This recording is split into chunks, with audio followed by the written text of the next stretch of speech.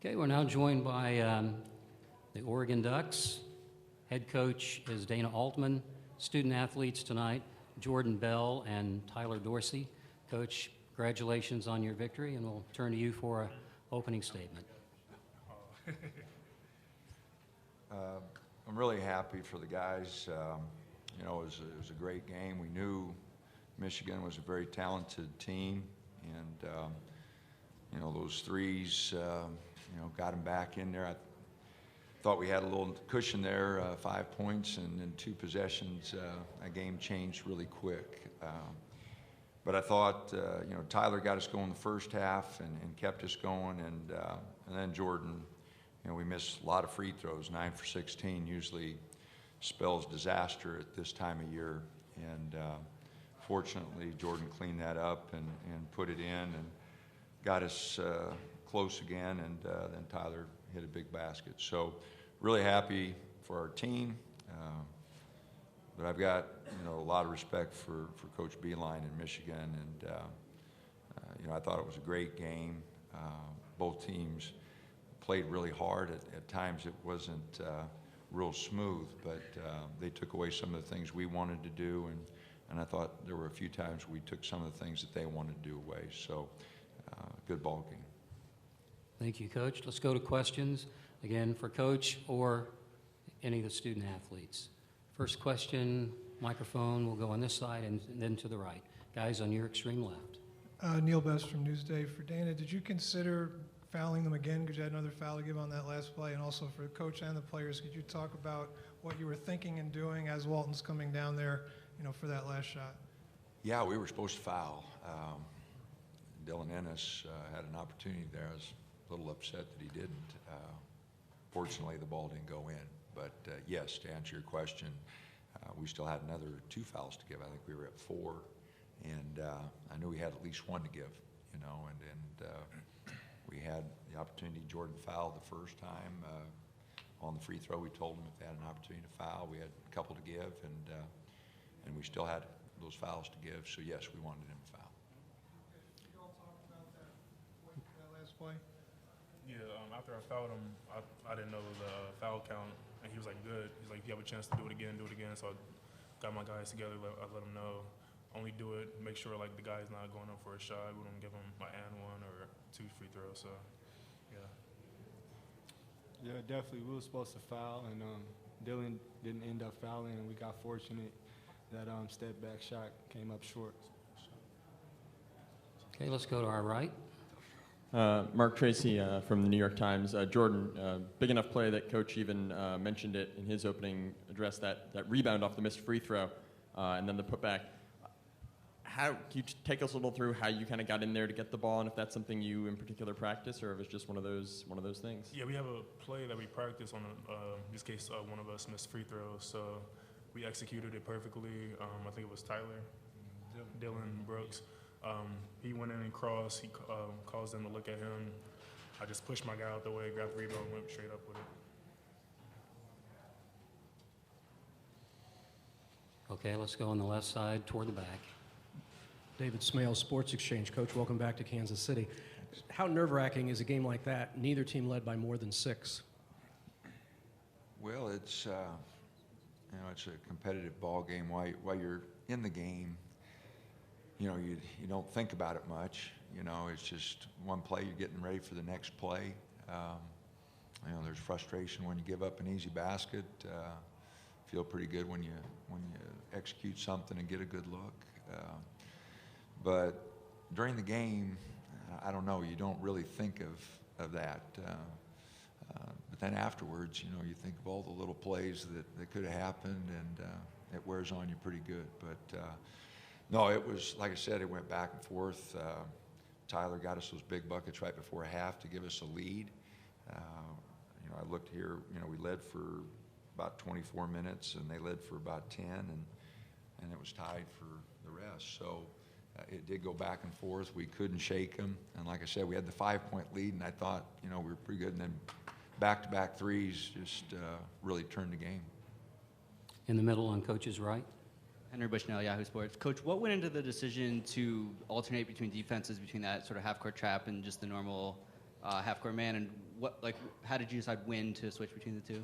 That's what we do all the time. You know, that's kind of how we play. We little press, back zone, and some man-to-man, and we chart it out and see which one's going the best. And a lot of times I ask the guys, you know, down the stretch what they want to play, what they feel most comfortable with. So, but we like to, you know, start the ball game and chart it out and just see what's more effective on any particular night. So it was more pre-planned rather than adjusting to what they were doing? Well, yeah, I mean, that's the way we start every ball game, and then we make adjustments depending on how the game's going. We'll move to coach's left on the front. Hey, Coach, Aaron Swartz here at Sprint Center. You've coached a lot of games in Kansas City going back to your Big 8 days. You said this is going to be your first game coaching at Sprint Center. Speak to the atmosphere and just your time out on the floor for the first time. I'll tell you what, we've had 3 unbelievable venues to play in here. The new building in Las Vegas is outstanding. Sacramento last week, new venue, outstanding.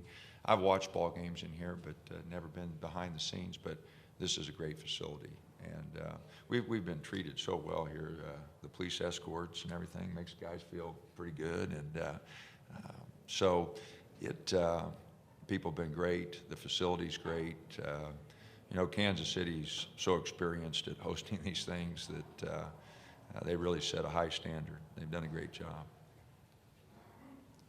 Okay, here on the left, middle aisle. Dennis Dodd, CBS Sports. Dana, Michigan's kind of written its story coming on late and getting to this point. How would you describe you guys right now without doing this without Chris? Well, I feel really bad for Chris, just because it's tearing him up. He wants to be out there so bad and help his teammates. So I really feel bad for him. Fortunately, the guys have made a few adjustments. We've got some good minutes out of Cavell. Other guys have stepped up. So, you know, I'm happy that we've been able to make the adjustment and move forward. But I do feel terrible for Chris. He's a wonderful young man. He's been fun to work with the last 2 years, and you know, it's tough to see him sitting over there on the bench, you know, wanting to be involved and not being able to. Okay, left side toward the back. Dana, Danny Jones from the Columbia Tribune. You've been coaching for a long time, and now you're going back to your second consecutive Elite Eight. Just what's this like for you? How special is it to go back for the second straight year? It's an unbelievable feeling. I owe these guys so much, you know, for putting us in this position. As a coach, you know, you always dream of playing in the Final Four and winning a national title. And, you know, I feel really fortunate to have really good players who have put us in that position, a great administration, a great school that has backed us all the way. So I feel really fortunate, but yeah, you know, long time. I'm getting old, and you don't know how many years you got left, and you got to be a little lucky. You know, that shot could have went in. You know, there's could be John and Beeline, Coach Beeline and the Michigan players up here. You know, that's how tight that game was. It could have went in either way. But I'm really fortunate. I'm really fortunate to have Jordan, you know, for 3 years, and Tyler for 2, and you know, Dylan Brooks. I mean, we've just been really fortunate. We've gotten really good players and guys that are unselfish. They want to win. They're competitive. You know, we got down 4 there, and you know, guys could have gave into it 3 or 4. You know, and they didn't. You know, they fought their way back. So, shows you what kind of competitive spirit they've got. Have time for maybe 3 more minutes of questions. Are there any questions for our student athletes? Go toward the back on the left. For Coach and for the student athletes, just first blush thoughts about your next opponent, whether it's Purdue or Kansas? Well, we know Purdue's really big, and Kansas is, you know, is Kansas. And, you know, obviously you look out there, and there's a little green section, and there was a little dark blue section, and then the royal blue filled everything else, you know. So, you know, if it's Kansas, it'll be a tough ball game because it's a road game, and if it's Purdue, it's going to be awfully tough because they're big. you know, and we're missing Chris, and Cavell's going to have to really strap it on, and we're going to have to match some of their size. But we look forward to the challenge. It's an opportunity to play. So they're both really good teams, both very well coached, and you know, we'll watch this game and then start figuring out who we play. Jordan, you want to respond? Yeah, like Coach said, they're obviously two very good teams. They made it this far in the season. Purdue has really good bigs inside. Kansas, their guards are really scrappy, can shoot. They have a candidate for Player of the Year, so either game's gonna be really tough.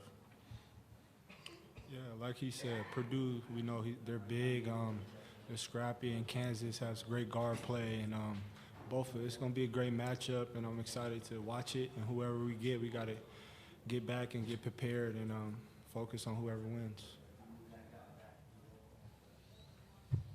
All right, question on the far right. Ian Eklund, Associated Press Broadcast. This is for both the players. In such a tight game, especially down the stretch, what's going through your heads? Just do whatever you can to win. My mindset is just get every rebound, offense or defense. Just try to help my team out as much as possible. When it came down to just getting the big stop at the end, and that's what we did. And we're fortunate the shot didn't go in, but just make plays and give it our all. It's the last couple seconds we have, so just whatever we can do to win, that's the goal. Have time for one last question. We'll stay on the extreme right in the back. Tyler, I know you said you were fortunate the shot didn't go in. Were you worried when it was in the air that it did go in, just with the way Walton's been going and everything that Michigan had been through? I don't know about worried. I was just watching the ball in the air, hoping it didn't go in, and it didn't. I was happy, and I was excited for us to getting back to this Elite Eight, and it was just ball watching, to be honest.